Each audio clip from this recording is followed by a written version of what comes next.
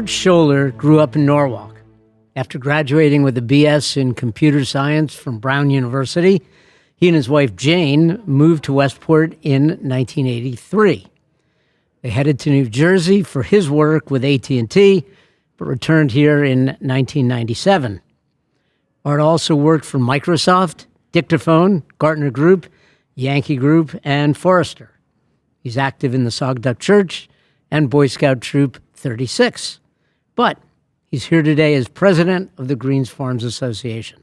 So welcome, Art, to 06880, the podcast. Dan, it's great to be here. Thanks for this opportunity to talk about Greens Farms Association. Sure. First, what's the route from Norwalk to Providence and then to Westport? Oh, the route is, some people say you should plan things out. At every step along the way, there was a series of doors, and I made a choice. And each of those choices led to another place. Coming to Westport, actually, when I worked at one company, the vice president there loved to play basketball. He wasn't that good. He lived, and we actually had a branch that would win the Industrial League in Stamford because we hired ball players from Northeastern, from Scranton, and me from Brown University. But we would play at Steve's house on North Turkey Hill Road because he had a big driveway and a hoop. Jane and I bought that house. That was our first house in Westport. Okay. So that's that sort of circuitous path. Sure. But as far as the technology career, it's just been, here's a good choice and here's some interesting stuff. But I've always worked on a certain set of technologies like customer service and collaboration that just kind of led me on a really rewarding, varied career. Nice. And when you came to Westport, I guess the second time, why Greens Farms? So those were the early days of internet real estate. And I had set a certain price as to where we wanted to buy. And we saw a house in the Greens Farms area that I thought was really interesting. The kids were younger then. They didn't like it, but it's on Brightfield Lane. It's well removed. You almost don't know that the house is there. And it's within walking distance of Greens Farms Elementary School, although at that point my kids were more middle school and high school. But Jane and I, moving back to Fairfield County, we looked at Wilton, Ridgefield, we looked at Greenwich, and we were sitting at Orm's Diner one day after trotting around Wilton and said, let's just go back to Westport. Huh. It just really fit for us and continues to do so. So you are very associated tied in with Greens Farms. Give me the description of Greens Farms, the boundaries, and what makes it special, what makes it a neighborhood. So there's nothing in any official law or regulation that defines it.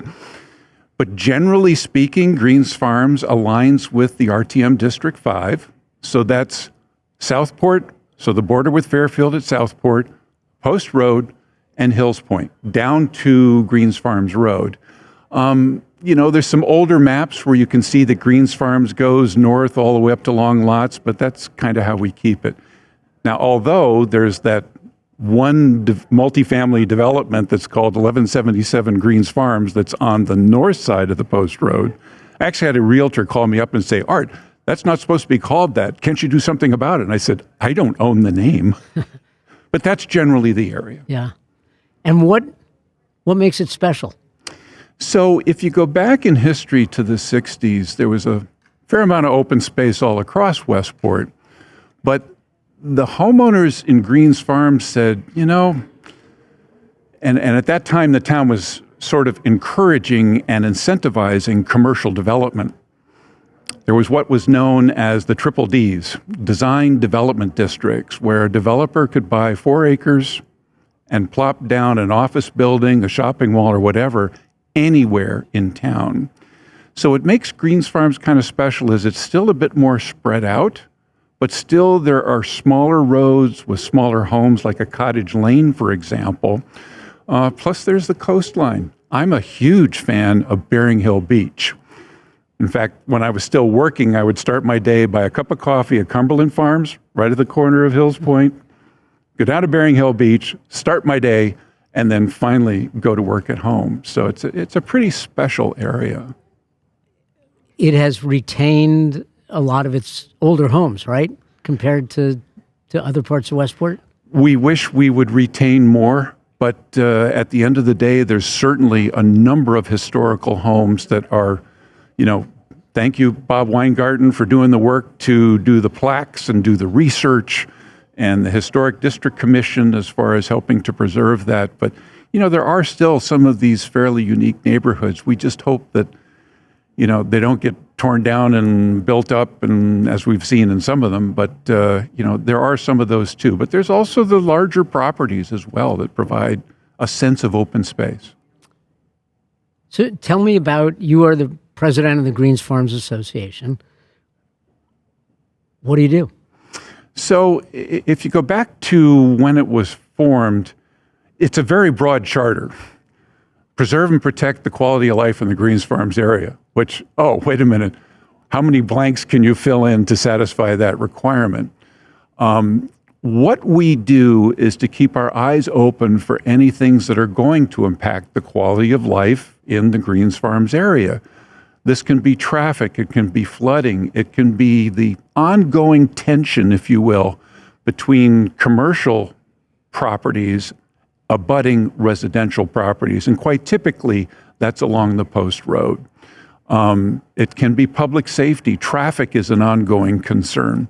Little known fact, what's the longest stretch of road in Westport that has no traffic controls other than speed limit signs on it? Greens Farms and the Sherwood Island connector to Southport. You're right on it, Dan. You got it. And so we sometimes jokingly refer to that stretch of Greens Farms Road as I-95 North. If you ever plot a course from, say, Fairfield or Bridgeport to Stamford or vice versa during the appropriate rush hours, it's going to route you on Greens Farms Road. Get off at 19, get back on at 18, or slug your way down to Saugatuck and get on at 17. Yeah. But it's the speed and the volume are an ongoing concern, and also in a number of other areas. And over the last 15 years, I'm sure you've noticed it, with people being health conscious, there's more runners. I'm a cyclist, there's more cyclists. So that tension and safety issue between traffic of cars and trucks for more of that residential use is a concern there. Biggest successes? Biggest failures? So if you go back to when the organization was founded, this concern about the triple Ds led these neighbors in the 60s to form a group. They said, we can form a group around an issue and then disband, but that's very expensive. And they had the vision to say, let's put in place a standing permanent organization. Well, as it turns out, they were right. In 1971, there was a proposal to build a shopping mall, and I don't know if generally this is known, that would have gone all the way from Turkey Hill to Maple Avenue. Now think about that.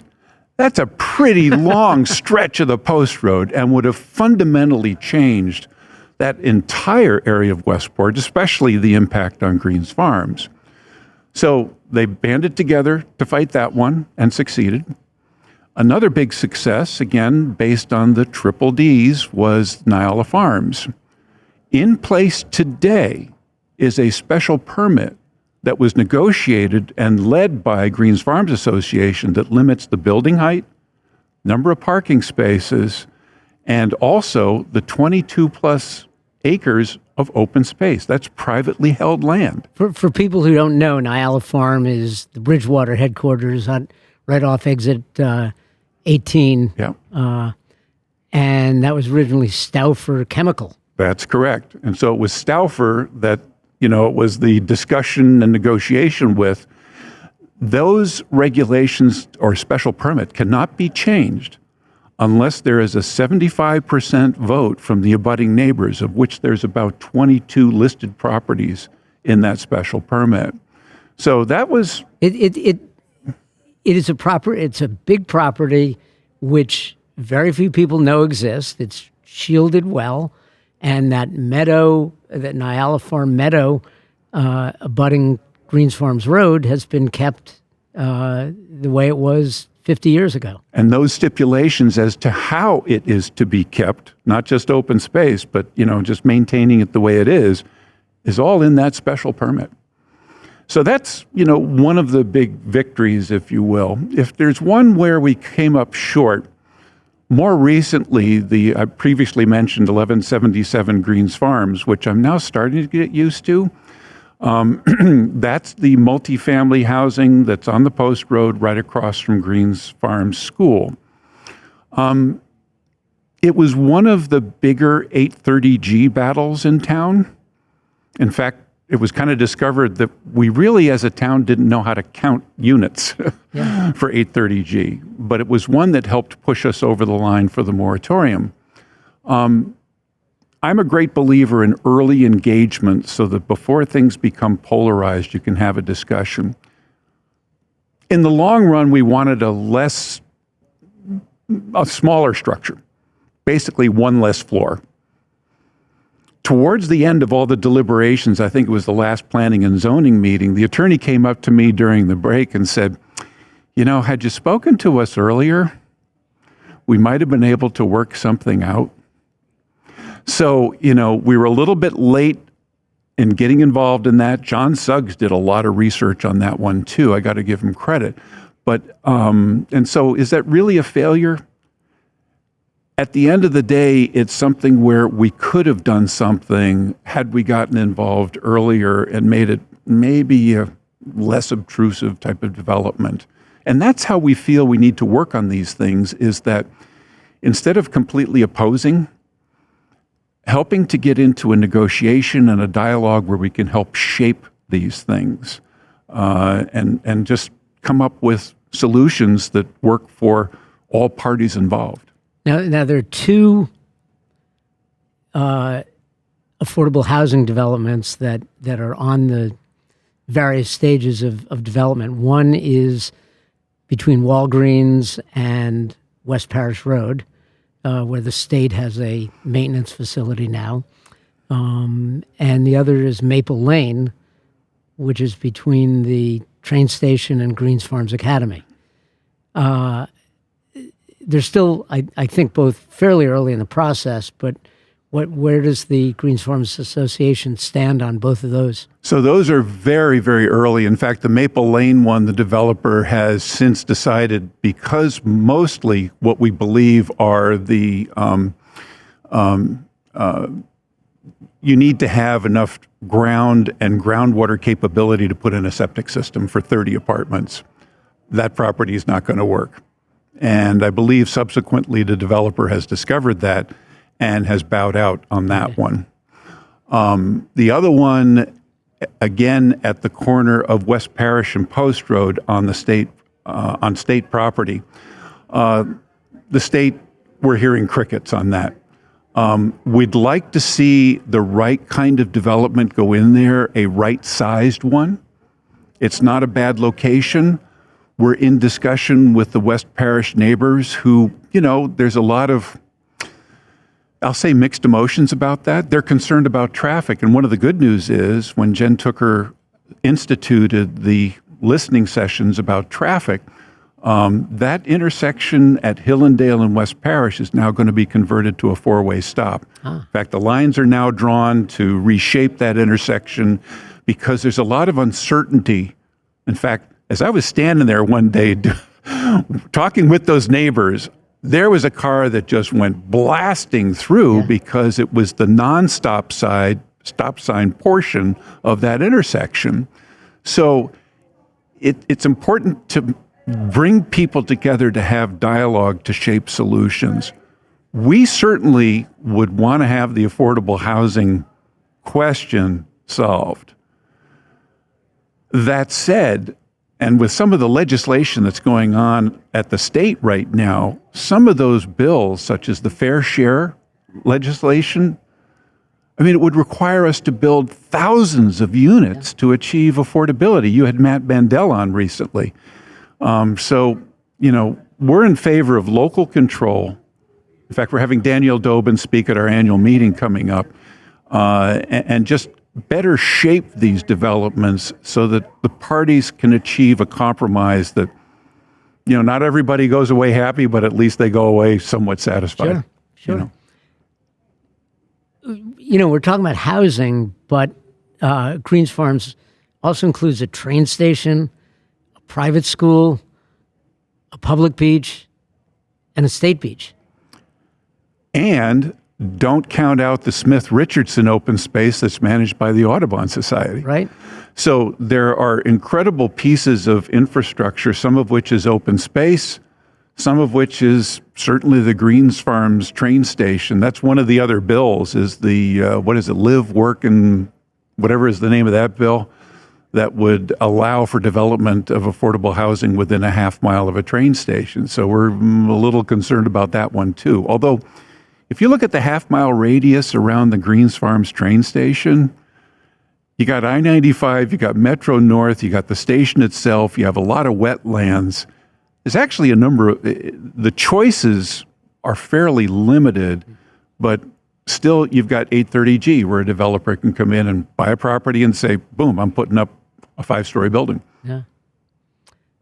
What's under the radar? So we've talked affordable housing, we've talked traffic. I think open space generally is well cared for by some great organizations, like, for example, the Friends of Sherwood Island and the Audubon Society for the open space there. We recently testified against the subdivision of the Kowalski property. You want to explain that? Yeah, so between Morningside and Turkey Hill, there is 15 acres of open land right now that, in the legacy of the Kowalski family, I forget their first names, but when they owned it, it was a farm. I used to bring my kids there to see the animals. But as it's gone through multiple hands and multiple generations, you get 3 generations down, they just want to split it up, sell it off, and get their money. And by all rights, they should get their money. That property has since sold, but there was, about 6 months ago, a proposal to subdivide it into 6 lots. And we just said that's going to add to the flooding of New Creek. In fact, we were successful in testifying in front of the Flood and Erosion Control Board that voted 5-0 against that subdivision. Now, they're only in an advisory capacity to the planning and zoning, but our testimony in front of conservation helped along with that one. But since then, another buyer has come in and bought the entire property. So we'll see what happens, okay? So, as we've been talking, you've mentioned traffic, you've mentioned environment, you've mentioned business, you've mentioned housing. Yep. Did you have to become an expert on all of this? How have you learned all this stuff? Well, I've been president since 2003, so one of the things that I believe Greens Farms is known for, including with the town administration and all the departments, is that our method of doing our work is we keep our eyes and ears open for issues. We do our homework. And I think people have a fair amount of respect for that we don't come in sort of, ill-prepared. We have good positions. We really would like to establish and solve problems before they even get out in the public. If we can talk to Public Works, if we can talk to Parks and Rec and get them to do something, great. But if we have to go public, then we will. But in the midst of all this research, we've got a board of directors that there's 9 of us. Some of them have been on the board a long time, so there's a lot of history. We work hand in glove with our District 5 RTM members. So that's always my first go-to, is to a Karen Kramer, Dick Lowenstein, Claudia Schaum, or Peter Gold, who they do a heck of a lot of work too. So we'll do the homework. And because I've been at it for a while as president, I think I know a little bit how to navigate and some of the issues. I mean, for example, on that Nyala Farms, I've got a notebook this thick of all the history on what went on with Nyala Farms. So it's just, we'll do our research. So what have you learned about the town? I love the local aspect of involvement in Westport. Now, is it unique to Westport? Is it sort of the nature of a town that's 22,000 and has a New England history of a representative town meeting? Okay. But the ability to really grasp onto a topic, to get all the stakeholders involved, and including those that are concerned and those that can solve the problem, forming that kind of community. It's interesting how you can get things done. We got the jetty done at Bering Hill Beach. That took 6 years. And I found out that the useful life of a jetty is about 35, 40 years, and that one was built in the 50s, and it was eroding, and you lose the jetty, you lose the beach. Yeah. But it took 6 to 7 years of lobbying to finally get that done. And it came in on time. In fact, I think it came in sooner and under budget. Yeah. Yeah. So in terms of the people who live in Greens Farms, can you characterize the residents, or is it a hodgepodge? There is a mix, and I don't know if the diversity of the mix is any different than the rest of Westport. We've got smaller neighborhoods. I keep picking on Cottage Lane, but it's a nice little community there of smaller homes. Chris Grimm's the president of the Cottage Lane Association. And so there's that sort of long-term Westporter, smaller neighborhood. There's still a few of those left. There are the larger homes, and as we see large homes basically torn down and thrown in the dumpster, and now a larger home come in, we've got folks who come in and, they may have moved from New York City. Some of those folks engage and some of those folks stick to their own thing. So you'd like to engage everybody, but there is that mix in Greens Farm still of, smaller neighborhoods, larger homes, pretty much residential. And that's our focus, is on supporting that residential community. I wanted to ask about since the pandemic, the influx of new arrivals from Manhattan and Brooklyn. You said some of them are getting involved and some of them are not. Yeah, it's, each to their own in terms of what they want to do. And I think that the attractiveness of Westport from the standpoint of we've got a great school system, so it's a great place to move. I think there's other elements in terms of how we support diversity, for example, that attract people to Westport. But, some people choose to engage and some people don't. So I can't judge. I'll take those that want to engage. Sure. We've got room on the board. Okay. And it's not a very heavy load. We only meet for about an hour once a month, and then some people pick up a topic and other people just show up and we discuss and give me guidance as president as to what to do. So, in fact, let me put a plug in for our annual meeting, which is May 17th, 7 p.m., Greens Farms Congregational Church. And our guest speaker, we always bring in a guest speaker, fire chief, chief of police. Last year we had Jen Tooker. She was great. And this year we're bringing back Daniel Dobin because affordable housing is a top-of-mind topic. Sure. A couple more questions. This is great. Yeah. 60 Minutes wants to do a story on Greens Farms. Their producer says we need an opening shot, we need a closing shot. Where do you take them? So an opening shot, because I'd love 60 Minutes to cover the unique history. And there is a great book that, I forget his first name, Jennings, about the history of Greens Farms. But I would start out with a picture of the rock at Mahacamux Park, okay?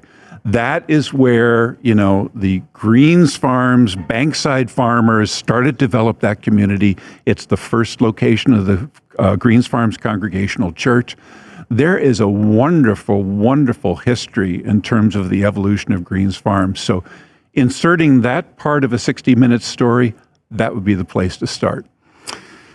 Oh dear, closing shot.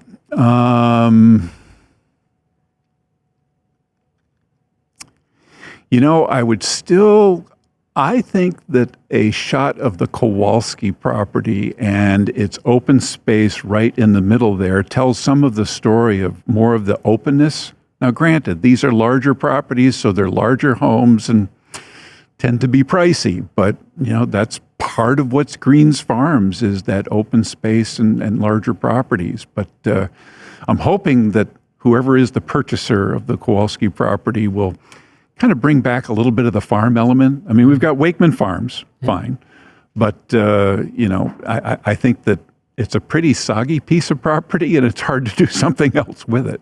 Sure, I think it's the last largest open land in Westport. I believe it's a great piece. Yep. So the last question: is there an apostrophe in Greens Farms? You got to go to Bob Weingarten on that one. We still do Greens with no apostrophe, and I know that that's always a wonderful debate topic. And for all the years I've been doing this, I don't consider myself the expert on that one. So that's why Bob Weingarten's great. Okay. And he used to write great columns when we had the Greens Farms magazine for a couple years, and just a source of wonderful, rich history and information. So the history of the name comes from the Green family. Yep. One of the five Bankside farmers on Frost Point, which is on Beachside Avenue. Correct. And the question is whether it's Mr. Green's farms or the entire Green family's farms, and no one knows. And that's why I say I'm not taking a position on that, even though in the role that I have and the organization that I represent, I should be the authoritative source. But Do you have an apostrophe in Greens Farms? We do it without the apostrophe. There you have it. Yep. Art Schoeller, president of Greens with or without an apostrophe Farms Association. Thanks for being on 06880, the podcast. Thanks so much, Dan, for this opportunity. You bet.